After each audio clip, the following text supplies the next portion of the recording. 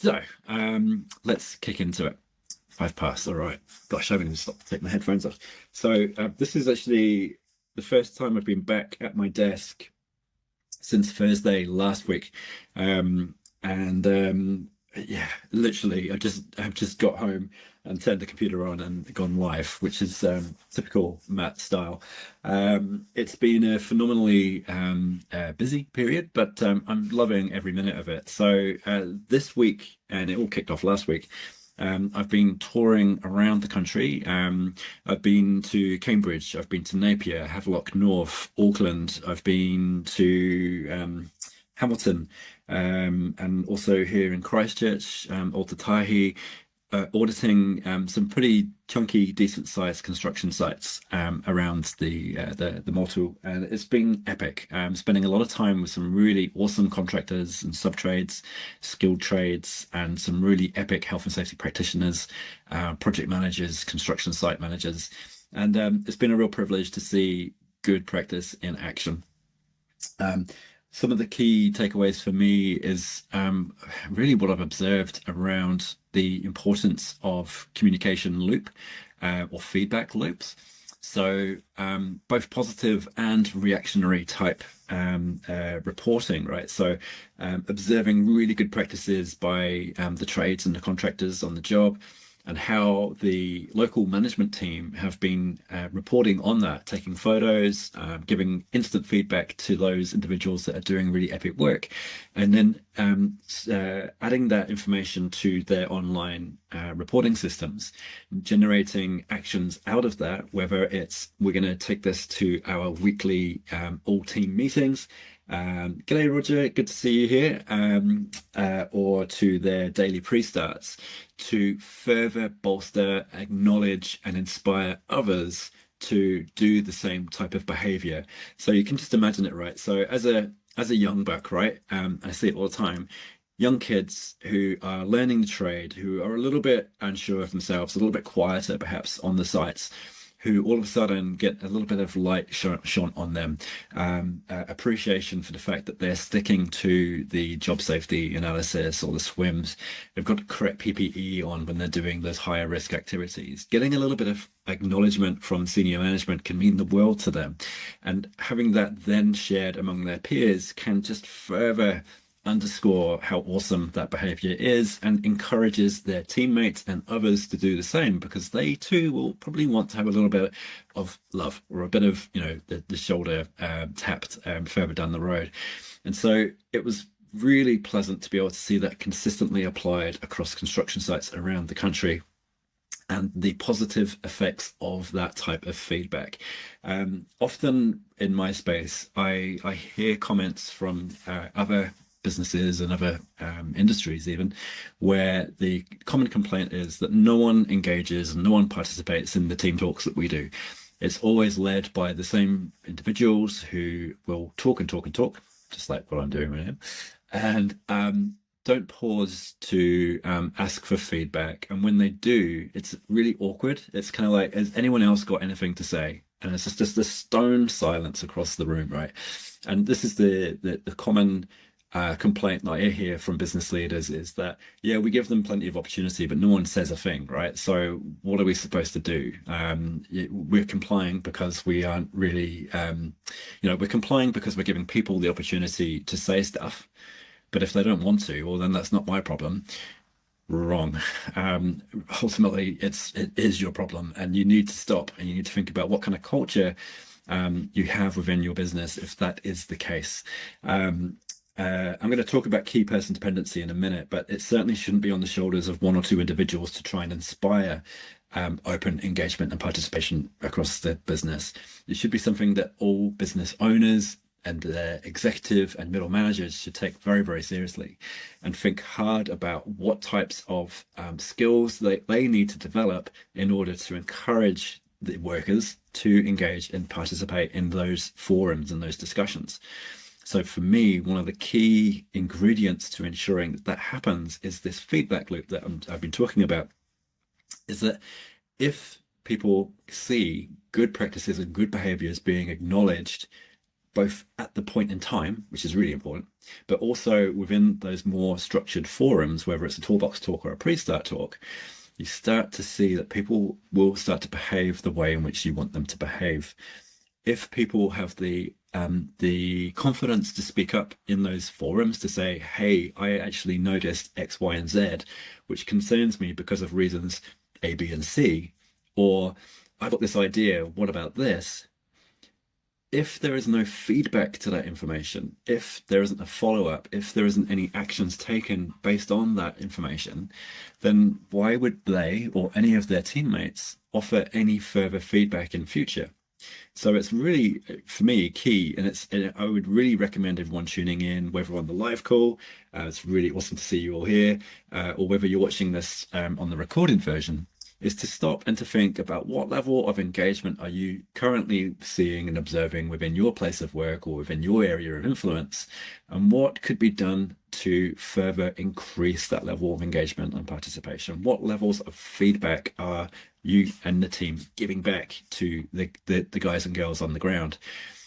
Is it a healthy, engaging work environment, or is it everyone's just kind of cracking into it and getting on with it, and then, you know, just kind of going along with the toolbox talks and the safety talks and just kind of grumbling and just getting it done with so that they can get back to what they were doing 20 minutes ago?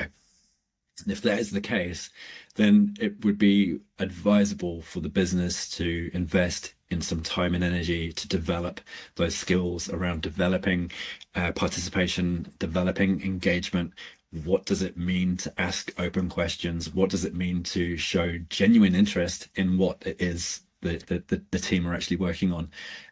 Only by doing that will we start to see the levels of engagement increasing and getting to a state and a standard which I've had a real amazing experience of seeing and witnessing over the last couple of days. Not only is it good practice, but I would argue it's a legal requirement.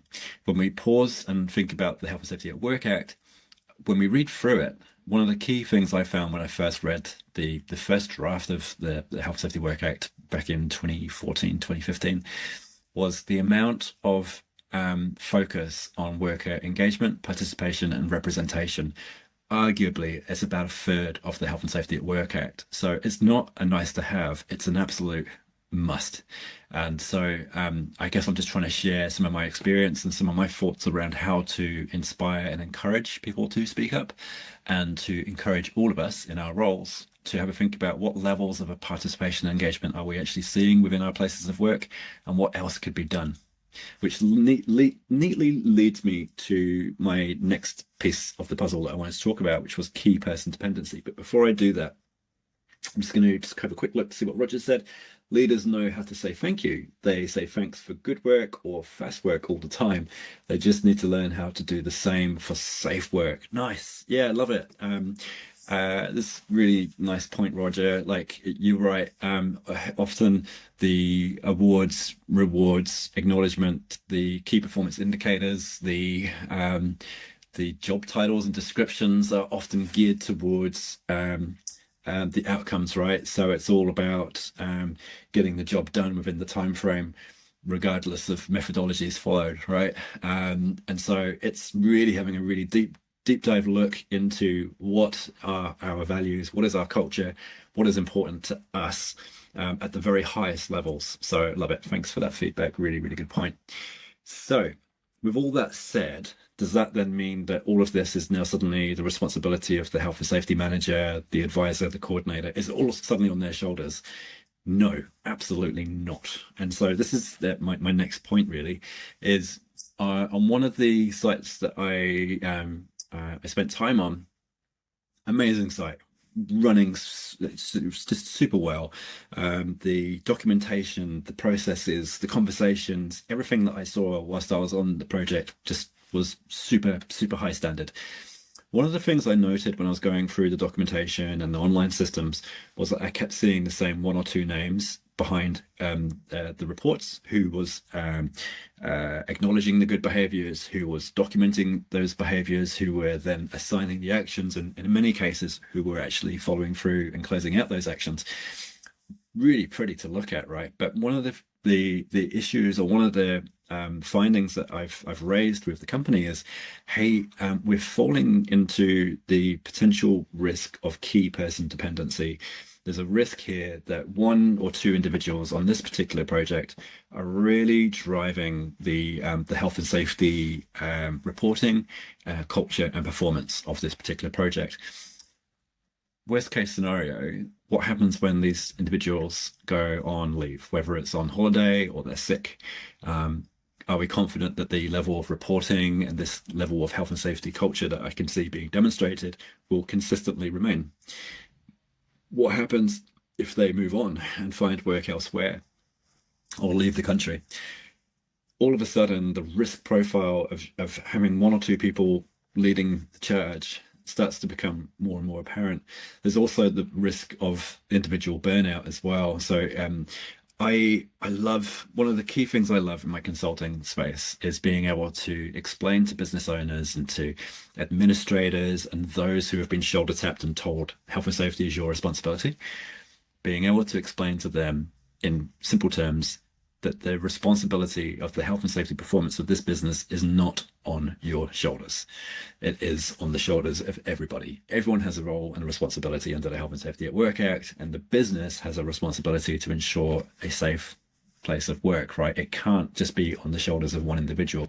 And once you actually start to tease that and pull it apart and explain to them how a health and safety management system has actions all the way through it, and those actions need to be distributed as fairly and as best placed as possible, and it should never ever be on the shoulders of one individual, then you can just see like the penny drop, and you can see the weight come off the people's shoulders when you explain that to them. And it's quite a sad thing, really, because it means that we're all kind of falling, or many businesses are falling into the trap of this key person dependency. It's a big risk, and it's one that I don't see discussed often enough. And it's certainly something, again, I would be encouraging everyone who's tuning in to have a pause and have a think about whether in your working environment that's kind of the situation at the moment. And if that is the case, having a think about how could the health and safety responsibilities, the reporting, the action assigning, the action tracking, the action completion, being able to distribute that more further across the organization and sharing that responsibility across the board. Not only is it a healthy thing to do and reduces that risk of key person dependency, but it also goes hand in hand with the idea of increasing engagement and participation and a sense of ownership across the whole business.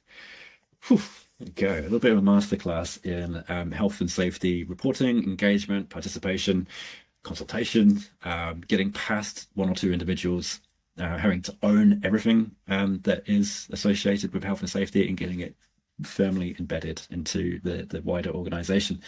So that's some of my observations, some of the key findings that I've had over the last couple of days. Hopefully that's of use to you. By all means, let me know if you've got any thoughts or comments in the comments section. I'm more than happy to read them out and to kind of shine a bit of light on perhaps your experiences and your skills in this space too. So, as I mentioned right at the beginning, I wanted to also just bring you up to speed with some of the latest from the Safety Summit 2025.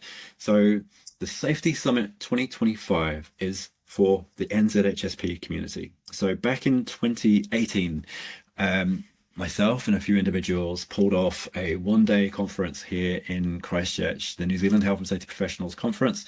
We had international keynote speakers, people flying in from Australia to speak on stage. We had amazing national keynote speakers, and we had a really fun afternoon playing with diggers and excavators, and just having a bit of a laugh, really. It was really good fun. Since then, we've done online events. We had an online conference inviting CEOs from some of the largest companies in New Zealand to speak and to tell us their experience with behavioral safety, or Safety 2.0. I also did the 1 in 8 event, inviting 8 speakers online in the midst of COVID lockdowns to talk to us about their experiences and some of the best practices that they've had when it comes to health and safety. And now fast forward to today, at the end of last year, I sent a survey out to many members here in NZHSP asking the question, do you want a in-person conference again? And the response was a resounding yes. And we further surveyed those who got in touch, and we got a really clear message that it needed to be affordable, accessible. It needed to have amazing keynote speakers outside of the health and safety space. We wanted to focus in on how to make a greater impact in our place of work, how to make a greater impact in our own professional careers. How do we make more money? How do we make more influence in our places of work? And also some best practices in health and safety as well. So we've gone and just, I think, done a really ridiculously amazing job of securing some amazing keynote speakers, both here in New Zealand and others from overseas. One individual is based in Seattle in America, and the keynotes is just phenomenal. We've also got an expert panel, some familiar names and faces among the expert panel who will be joining us on the day as well. So the event's kicking off on the March 27th, 2025 here in Christchurch at the Riccarton Racecourse and Events Centre. Beautiful building.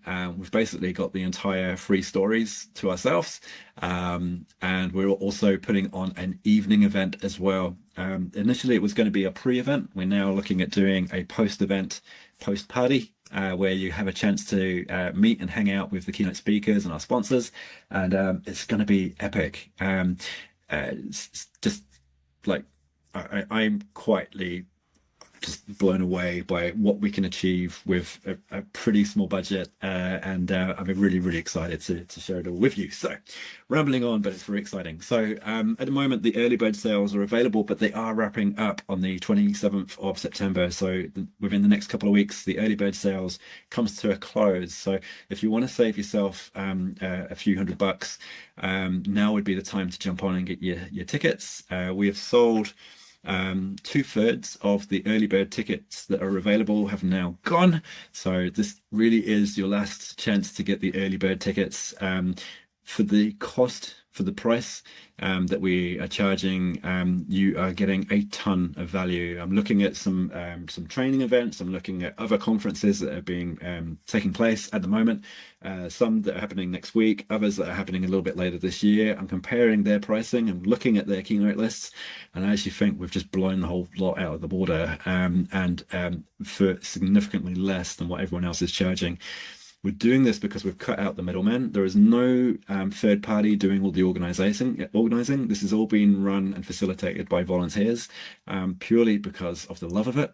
This is for the health and safety community, by the health and safety community, for the health and safety community. And I'm really thrilled to be able to invite you all along to it. So with that said, I'm going to just very quickly give you a quick link to the events page, so you can find out more about it. You can find out about all the keynote speakers. You can grab yourself a ticket. If you're very smart, you can get yourself a group ticket. A group of 4 saves you even more, which is crazy cheap. Also, if you've got a wicked bit of software, if you've got a product, if you've got a service that you want to promote at the event, we still have some stalls available. We've also got some of the more significant sponsor packages available as well. It's all there ready for you to go and check out. So please go and check it out and get yourself a ticket before it is too late.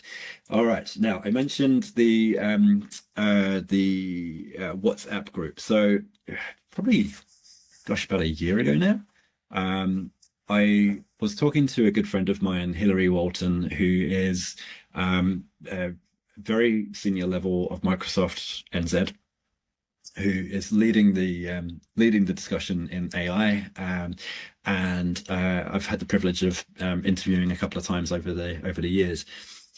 She launched a WhatsApp group specifically for AI development, which I joined, and I've been really enjoying getting her news updates on a fairly regular basis. And so I thought, well, if it's working for AI, why not do something for health and safety? And so I launched the NZHSP News Hub WhatsApp group, and it's a way for you to get one-way notifications for any relevant news articles or information that has come out in recent times. So it's informal. There's no fee, there's no cost. It's a free service, and it's just a way for you to keep up to date with the latest news. And it's one way, which means that you get the notice. You might be able to like or give a smiley or a grumpy face to the articles that come through, but there's no conversation. We've kind of made the decision not to do to open up the conversations, because we just wanted it purely just to be a news related tool. I find it really valuable for my board reports and my executive reports and my newsletters that I send out. And I've heard feedback from others that it's very much the same for them as well. So I just wanted to very quickly share the link to that as well. So if you are using WhatsApp, here is a handy wee link for you. WhatsApp is free. It's a free service. It's safe to use. It's owned by Meta, I think, and it's really cool. It's a really neat wee tool. Yeah, look at me go. I'm all over it. I'm on time, keeping within my time frame. Amazing. Before I head away, I just wanted to just quickly do some acknowledgements and thank yous for those who have posted some really wicked content on the NZHSP Facebook group over the last few days. This literally is just over the last few days. Because I've been on the road so much, I haven't really had the opportunity to jump on the Facebook group as much as I normally would do. But names that have repeatedly cropped up over the last 3 or 4 days on the Facebook group include Tracy Grace, Shane Strode Penny, Peter Fitt, Michaela Murray. Michaela, really lovely to see you at the Departures Lounge the other day. Buy that ticket. You said you were going to, and you should get yourself a group ticket. Get some of the cooks team to come along with you. Book a whole table by all means. Shane Roberts, Steve Schroeder, thanks Steve. Sarah Thomas, thanks Sarah. Vanessa Crafts, congratulations on your interview with the Circus of Safety this morning. I caught a few minutes of it before I headed away. So did Epic. Really enjoying watching your journey and your just taking off. It's so good.